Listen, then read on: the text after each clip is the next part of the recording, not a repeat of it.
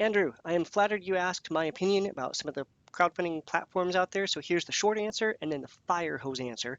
Keep in mind that I am opinionated and others probably have some different ideas. But as a music fan and patron that's backed well over 100 campaigns, first of all, I'll go where the artists I love are. I've backed campaigns on all the big players like Kickstarter, Pledge Music, Indiegogo, GoFundMe, Bandcamp pre-orders, but I've also signed up and backed an artist on a small Canadian-only platform and done direct pre-orders with bands that are using some kind of service on their own website. So I'll go wherever the band is, but in my opinion, Kickstarter is better than Pledge Music, is better than Indiegogo, is better than GoFundMe, is better than a solo website thing, and here's why. Kickstarter is better than Pledge when it comes to the transparency of the goal. I want to actually see how much money is needed. On Pledge Music, if it's an actual crowdfunding campaign and not just a pre-order store, I can see a percentage of the goal, but I have no idea what that goal is. So I don't know if they're asking for $5,000 to put out this album or $50,000. And the progress just really doesn't give me a sense. I also don't have any sense of the momentum of the crowd, so to speak, with, 20 backers versus two backers or 100. And I know that some artists don't want that information shared and will specifically go to Pledge to not have that show. And I get that. As a fan, I kind of like seeing that. I'm not going to not back somebody just because it's not popular, but it might give me a sense of whether I need to kind of maybe consider doing a little bit more than I would have to help it kind of nudge forward. Um, I like Kickstarter better than Indiegogo because it's all or nothing instead of flex funding. Flex funding always seems a little risky and scary to me as a backer to see somebody say, I need $8,000 to record an album, but hey, I've collected 1,750 and we're going to take your money. And my thought is, if you said you had to have 8,000 to do it, how are you going to do that with $1,750? So that just always seems a little scary to me. Come up with a realistic goal, but then if that's what you really need to do it to get it, I think that's what you need to stick with. I think Kickstarter is better than GoFundMe because it actually has specific awards for specific dollar values, different tiers that you back. GoFundMe isn't really built for that. You can do it that way, just in the body of your pitch. You can say, if you do this, then you'll get that. But that's just a matter of trust and not anything more than that. Now, when it is someone that you know and trust, like Nick Flora, it is a bit different. But for an unknown artist trying to raise a large chunk of money for a full project, I just don't know if GoFundMe is the way I would do it. I think Kickstarter is better than a solo website because it gives more accountability. I backed Over the Rhine for a solo project, and sure enough, they sent it to me. And I backed their new. They're going to put out 3 albums over the course of a year, and I don't have any doubt that that'll happen. I backed the Violet Burning for a new, 2 album deal. I feel like it's been a couple years since I did that, and I haven't heard much about it. Now, I know that Mike Fritzl is going to make good on that eventually, but if it's somebody that I don't know as well, I just like the accountability of it being through a platform like Kickstarter or Pledge Music or Indiegogo for something like that. Other things I like about Kickstarter versus the solo is that it's got a specific window. So I know the campaign raising time is from here to here, and then by the end we're sure if we're going to make it or not. Whereas if it's just like the money just eventually keeps trickling in and someday it'll happen, you kind of wonder if the person's going to move on to other things and what happens to that money. Other things I like about Kickstarter just on its own, I really like that I can see and follow my Facebook friends on Kickstarter if they allow that. So I might get an email notification that says, your friend just backed this project, and I can go, whoa, that's interesting. I didn't know that person had a project. And so that's really nice. I also really like their recommendation engine. If you go into Kickstarter and just say, I want to look at music and let it sort by magic, it does a really good job of finding other projects that people that have liked, kind of like the Google or Amazon recommendation engine or Netflix engine. It sees other people that have backed other things like what I've backed, and then this is something else they backed you might be interested. And it'll show you that people you are friends with have backed. So the recommendation engine in Kickstarter is also very good as a fan.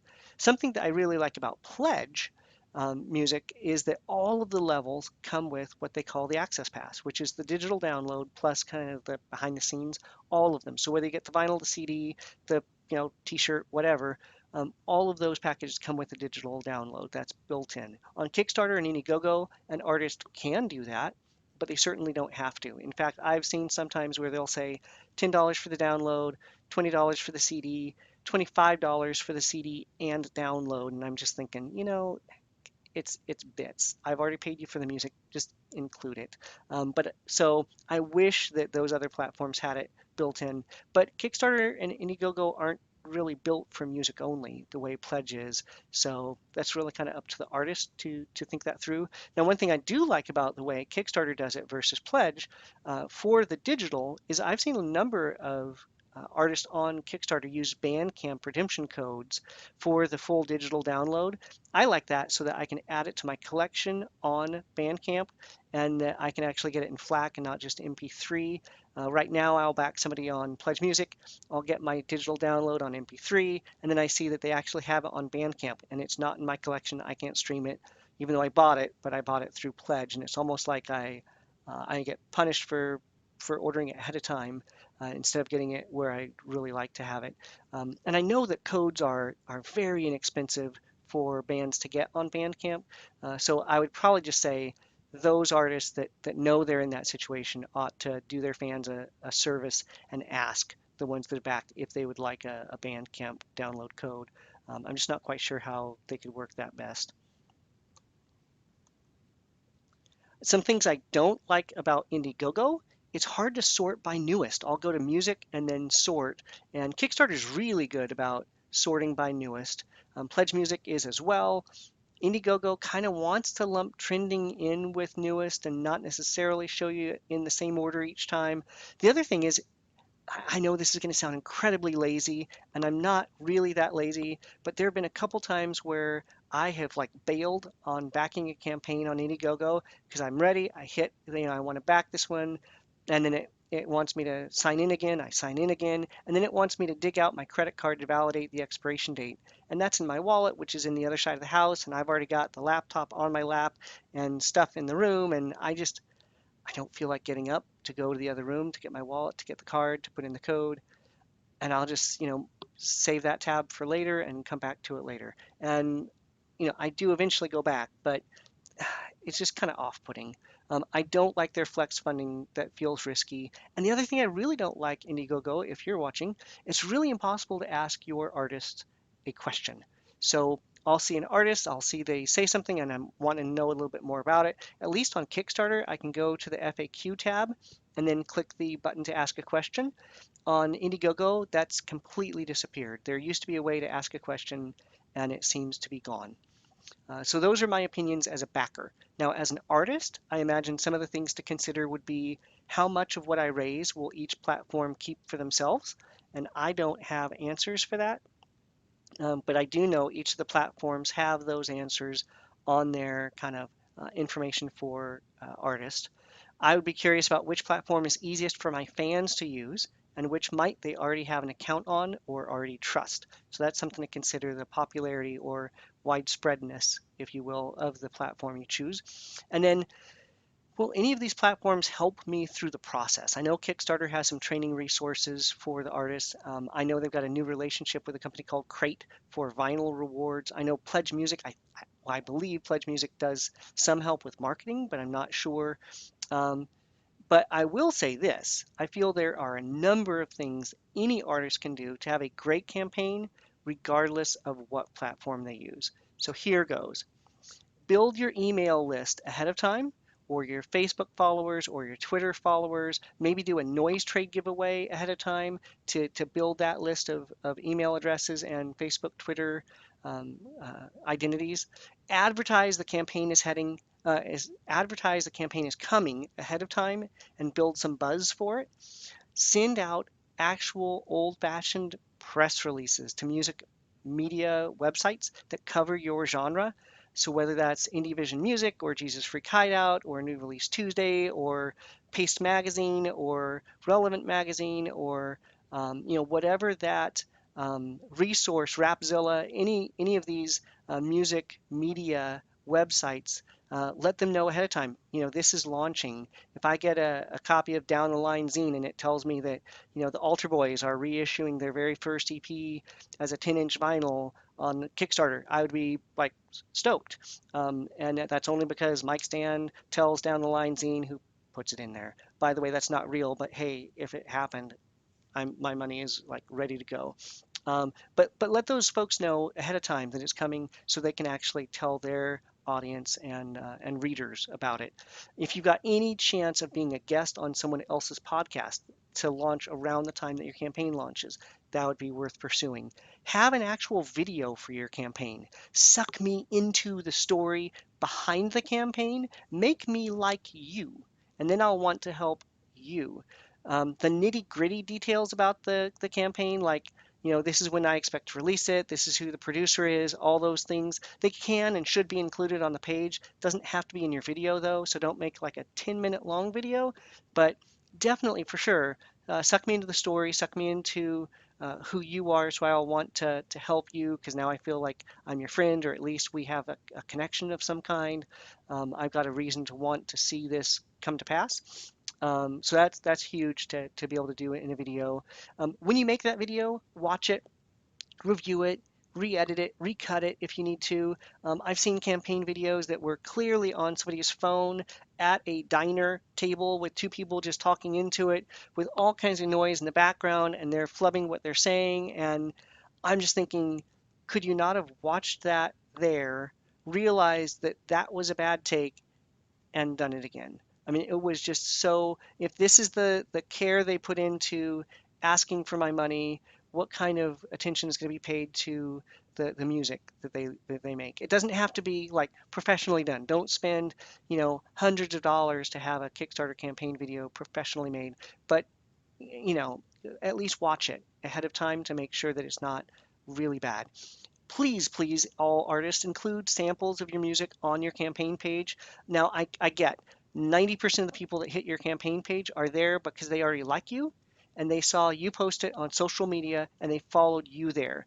Don't think that hanging a shingle means, millions of anonymous strangers on Kickstarter, just money burning holes in their pockets, are going to show up and throw their cash at you.